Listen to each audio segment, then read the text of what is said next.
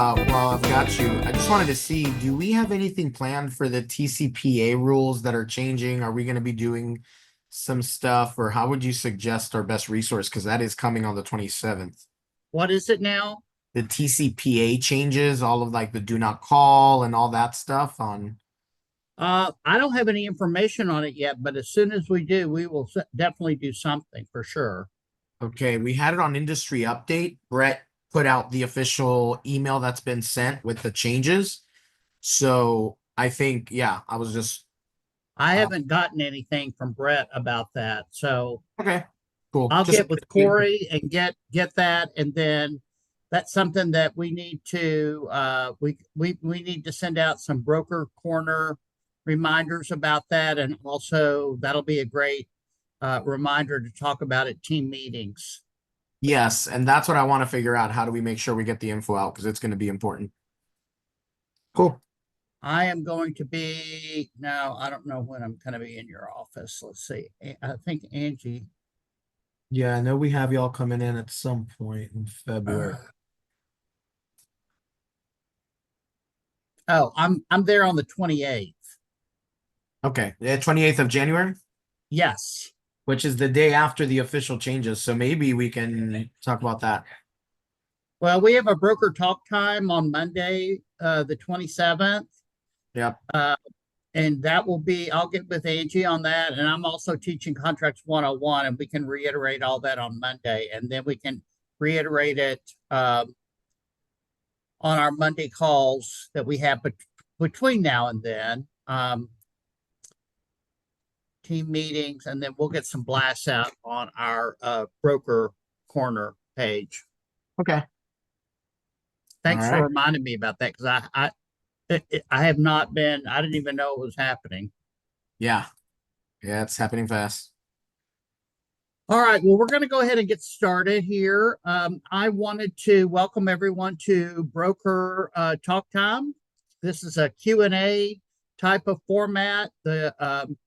The more we have to chat about, the better. So I hope that you all will participate. But in the meantime, I'm going to review the broker to broker compensation forms that have changed with the 2025 forms. I'm going to go over those today. And we're going to start, Stephen, if you'll go to the first slide. Here we go. This is our pre-showing compensation agreement, and it has changed, as has the F-259 for 2025. And the flow should always be, we should always request a pre-showing compensation agreement from the seller's agent before showing and before writing an offer, and provide a copy to the buyer. That's going to affect how we negotiate on behalf of the buyer based on your buyer brokerage agreement. This document will disclose what the listing agreement says regarding any buyer broker compensation that may be paid directly by the seller or shared by the seller's broker from the amount they are being paid. So if the first box under Section B is checked, which is the seller is paying the compensation directly to the co-oping broker, then the seller must sign this document. So if you are a listing agent, this would be something that I would go ahead and get signed off on and make copies, or however you want to do it, so you can shoot it out to buyer's agents as they request it. That would be the best policy to for best practice. And make sure that the date on the top of the form, which is a new addition to the form, make sure the date at the top of the form and the number of days in the first paragraph indicate that it's still alive at the time you negotiate a purchase sale agreement. So in other words, if this document said it's only good for 30 days, and you are now 31 days into the process with your buyer, and now you decide to write an offer, you will need to get an updated pre-showing compensation agreement because that date has come and gone. So it's no longer open for acceptance. All right, let's move on to the next slide. Very important that the seller sign this document if the first box under section B indicates that the seller is paying the buyer broker compensation directly. I haven't seen a whole lot of contracts where that's the case, but it is an option, obviously. And what I've mainly seen is that the agents are still getting their percent and sharing with a percent with the buyer's broker. But it's very important that the seller sign this if they are paying the buyer broker directly. That may be the strategy on your listing. I don't know. But if so, the seller needs to sign it. If the seller is paying the buyer broker compensation directly as stated in their seller brokerage engagement agreement, then they must sign an agreement like this, the F-258 or the F-259 exhibit, with their agent as well as the buyer's agent in order to legally obligate them to pay the buyer's brokerage compensation.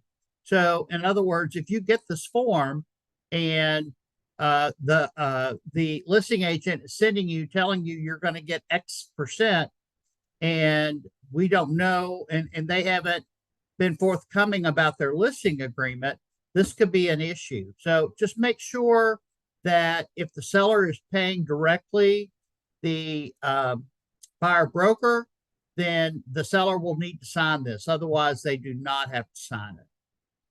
Barbara Dyer is on the call. Hi, Barbara. Glad you joined us today.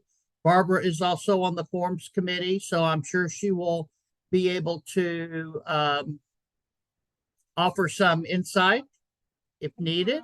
Happy New Year.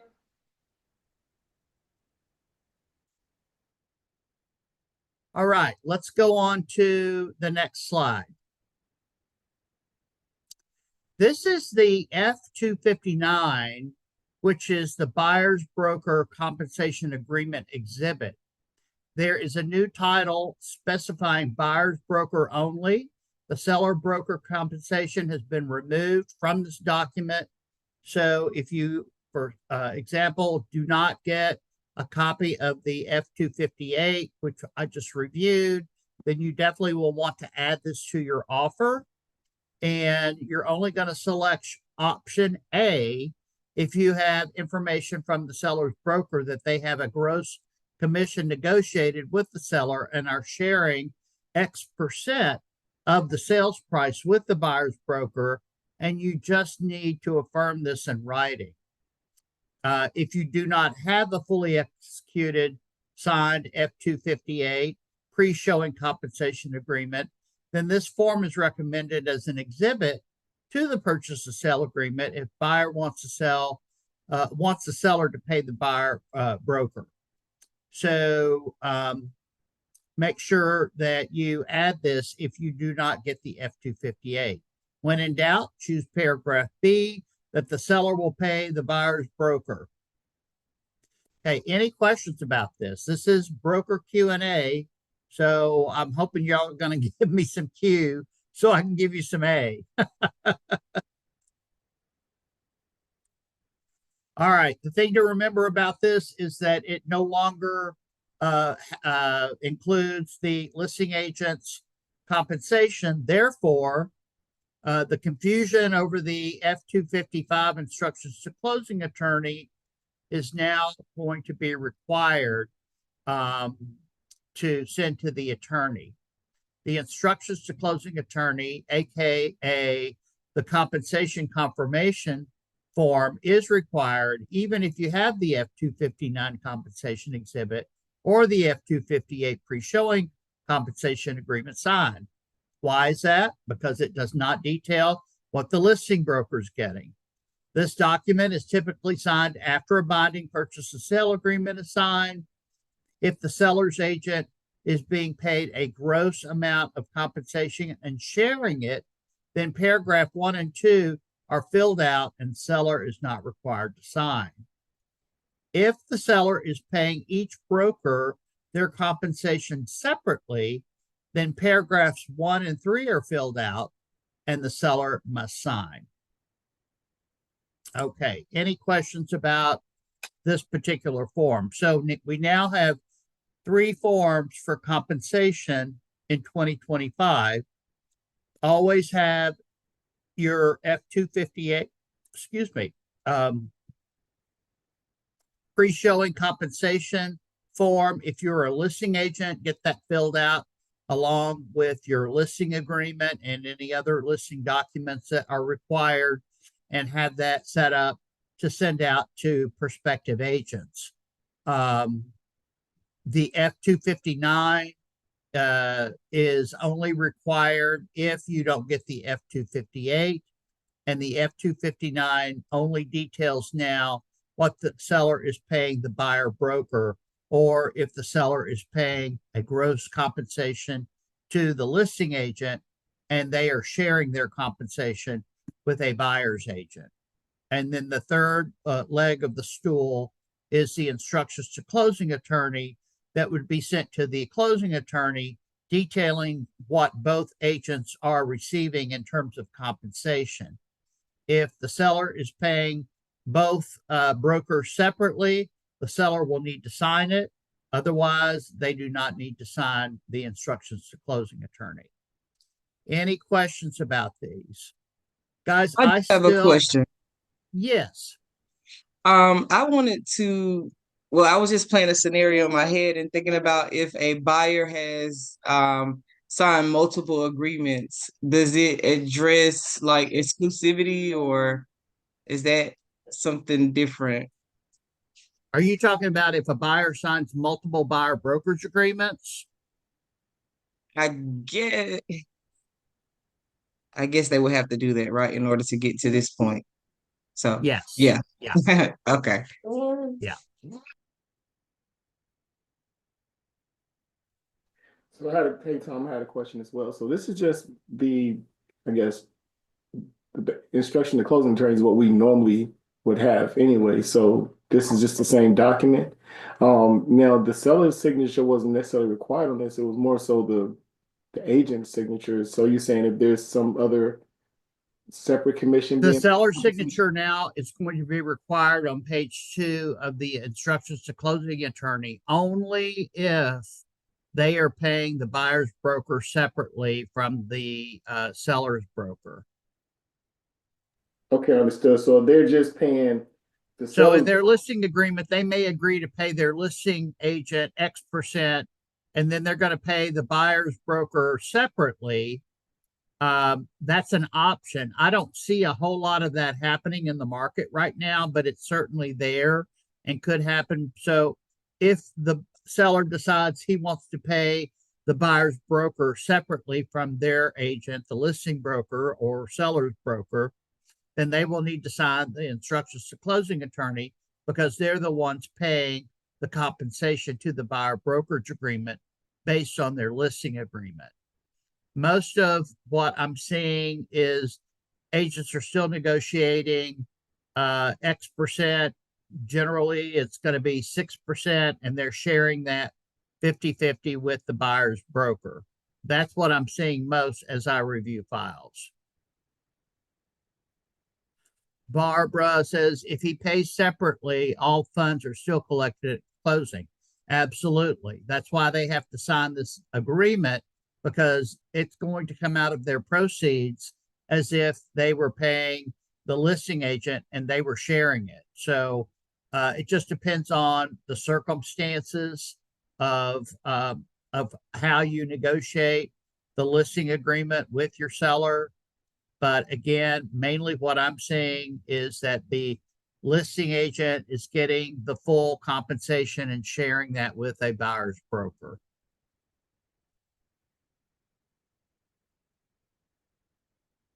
But the real news is we have to have the instructions to closing attorney now. I know there was a lot of confusion over that.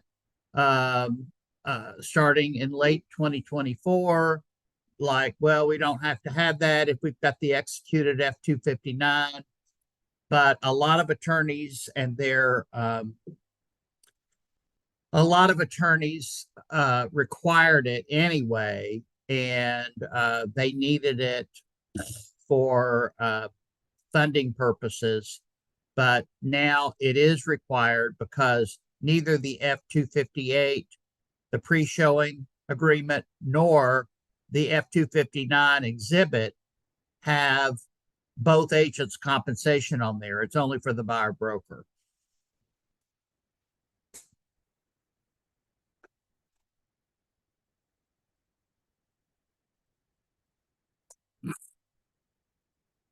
Any questions, guys? Okay, I'll open up the floor to anyone here. I've got 3 agents on the call. I guess everybody's still in snow mode, but we need to snap out of that pretty quick. Any questions or anything that I can answer for you guys today? Tom, Yes. this is Barbara. Happy New Year. I was trying to say hello earlier today. Hey, Barbara. Hey, well, this is okay, we're talking about the F-258 and the F-259. Can you hear me okay? Yes, I sure can. Okay, so one of my questions is in the compensation under, let me see, this is instruction to the closing attorney. Okay, if under the let's talk about the buyer brokerage agreement and the seller listing agreement for just a minute. Under Okay. under the compensation box, Tom, for instance, for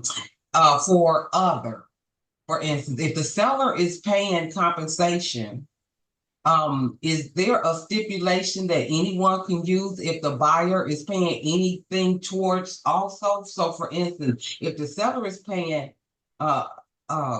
the 3% for the compensation, if the buyer's brokerage agreement says that regardless to what the seller is paying, that buyer is going to contribute 1%, is that something they can still do? Well, what that is on the new buyer brokerage agreement is you have to sit down and have a conversation with that buyer. I'm going to use 3% because that's what we are used to talking. That's not a standard. I'm not going on record saying that's a standard, Okay. but I'm just going to use that as an example that if I'm working with a buyer, I'm going to sit down and have a consultation with the buyer. I'm going to present my value proposition and I'm going to tell them what I charge. Yes. And what I charge for the buyer is a 3% compensation. And in that document, the buyer brokerage agreement document, there is a place now for them to agree that if the seller is paying the compensation, they agree to direct that to the seller. So just make sure that when you're reviewing that document and getting it signed by your buyer, that they check the box that agrees for the seller to pay your compensation if they are offering compensation. And that offsets what they have to pay you as their broker. Thank you. That makes sense? It does to me. Okay. Yeah, the NAR attorneys came back and made that change on the 2025 forms. They didn't like the language in the other form. So as a result, now the buyer is obligated to pay the compensation, and they have to agree to allow the seller, if the seller is offering compensation, which in my estimation, generally they are, then the buyer just has to agree to have that offset what you all have negotiated on your buyer brokerage agreement for your services. I got another question for you, Tom, but I'm trying to give everybody else a chance to ask some questions. Okay, Tom, so if the, of course, we have to have the conversation with the buyer in regards to our compensation up front. That's that's what got us in trouble, but I've been doing it for years. Another thing, if the seller agrees to pay that compensation, and for some reason, they don't, isn't the buyer still on the hook for the compensation? Yes. So the question was asked on Saturday, if the seller agreed to pay the compensation, how can they just renege? Well, they can't just renege without consequences. I Okay, mean, that is fraud. They've signed a document saying they're going to pay it, and then if they decide they don't want to pay it, uh, uh, then there are legal consequences around that, I should say. okay, because they can be sued. Tamara, that's okay. Yeah, if you're new and you don't know what questions to ask, that's okay. Just continue to come to these calls, continue to go to the Contracts 101 after this, and then you will start getting enough information and you'll start getting experience out there in the field, and you will have questions. I promise you. Don't worry about that. We're here to give you the information and to make sure that you are trained. That's right, Tamara, because Tom and Angie are wonderful on these broker calls. That's why I try not to miss them. Yeah, it's a lot to take in when you're new.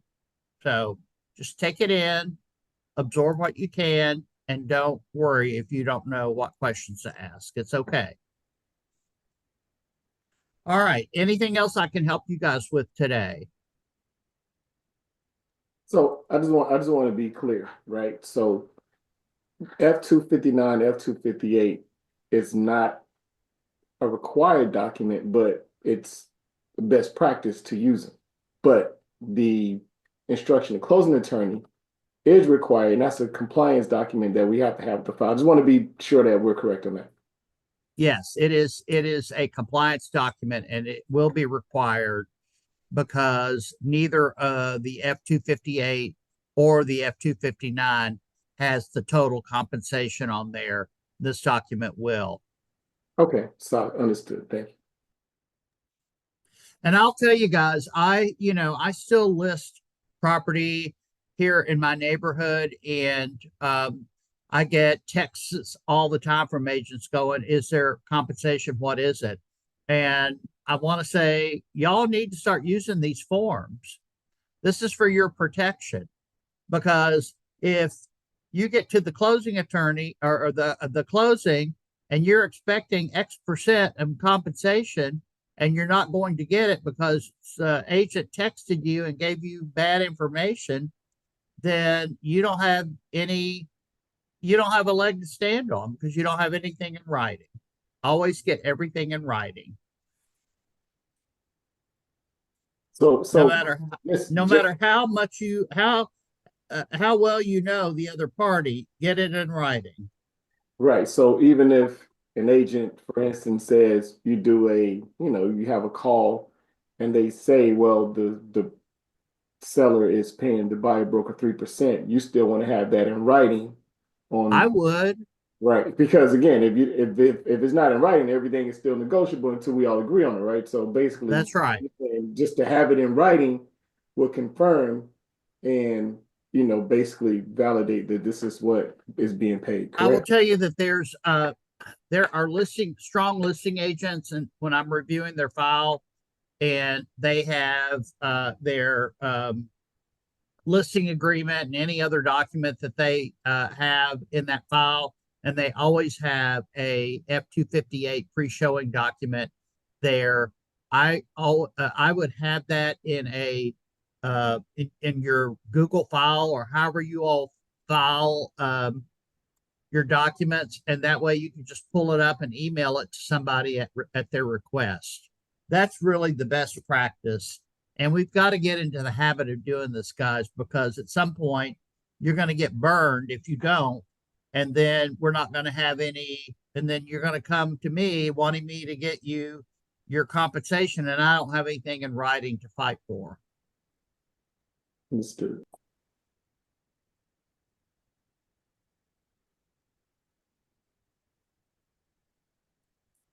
Hey, anything else?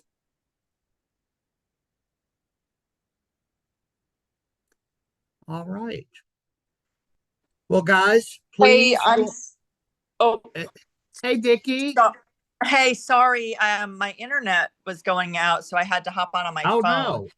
So I'm really sorry if you've already covered this, but I'm seeing No, it's okay. I'm seeing this email from Angie about the state of emergency contract deadlines. Yes. So is it an additional 5 days added at the end of the state of emergency, which is January 14th? Yes. Okay. So tomorrow is the 14th. So day one would be the 15th. Correct. Okay. Because I'm about to So have to if send you, some notice. but you already have to have had it under contract. Yep. And let's just say you had 2 days, you were going 2 days into your due diligence and you had 7 days. So the extra 5 days would start tomorrow because you already had 2. Right. So I think I understand. It's not in addition to the 7 days.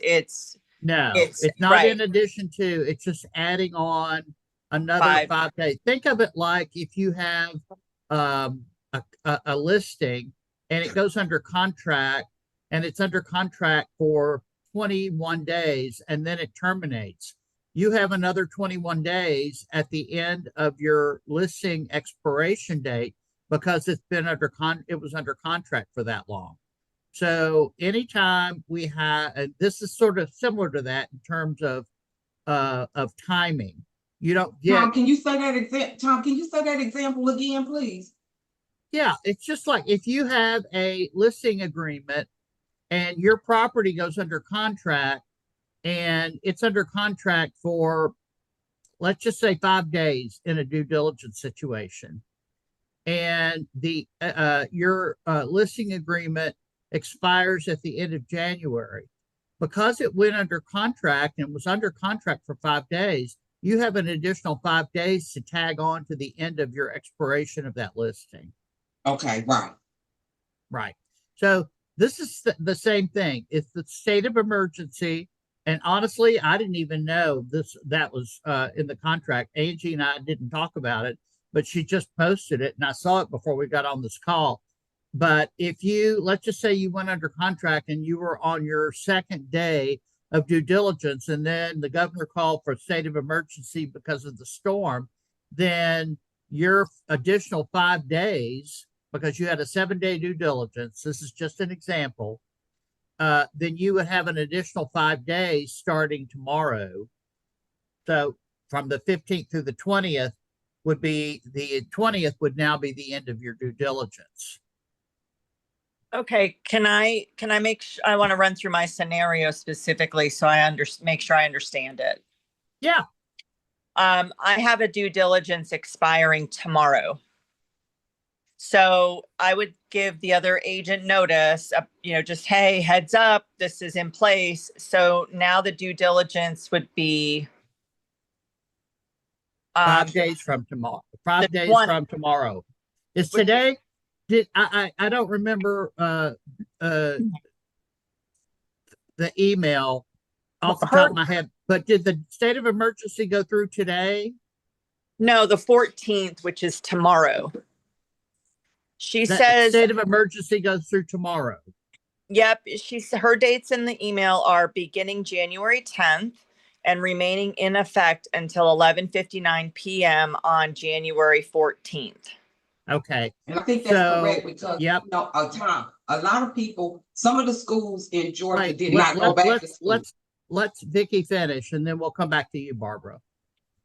So based on her email, if I have a due diligence that ends tomorrow on the 14th, we would actually extend it to the 20th.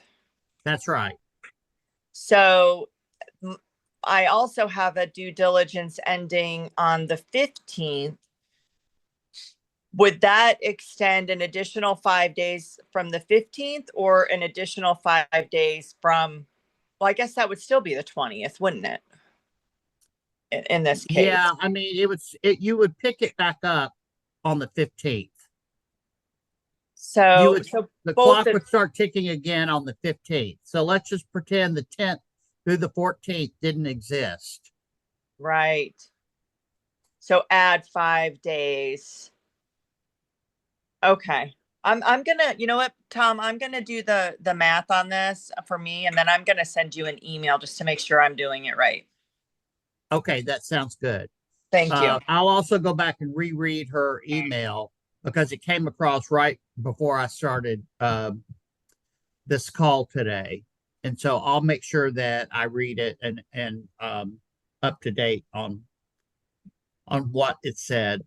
But yeah, what I ascertained from the email was that all those days that where the governor declared a state of emergency are, you can count them as like non-existent. Right. So, and it would pick up on the 15th because we're still in a state of emergency until the end of tomorrow night. So the 15th would be day one of those 5 days. So just basically add 5 days to your, yeah. She Okay. also said, if you need it, if you don't need it, you don't have to use it. But if you need it, you have it. Right. Okay. Make sure you send the other agent a copy of that because I'm sure they are totally unaware of it. Yeah, I will. I was about to do that, but I knew this call was happening, so I wanted to connect on it first before I did that. Yeah. All right. Cool. Now, Barbara, you had something that you wanted to say. And excuse me, and I apologize because I wasn't trying to cut Vicky off. I was really just trying to say that the state of emergency did extend till tomorrow because up in North Georgia, the children didn't go back to school yet. So I was just saying that the state of emergency is extended till tomorrow. That's correct. And that's a new paragraph that we put in the contract for 2025 time. Yeah, it must be because I'd never heard of that before. We did that when the last hurricane blew through. Yeah, Well, that's that was a smart thing to do.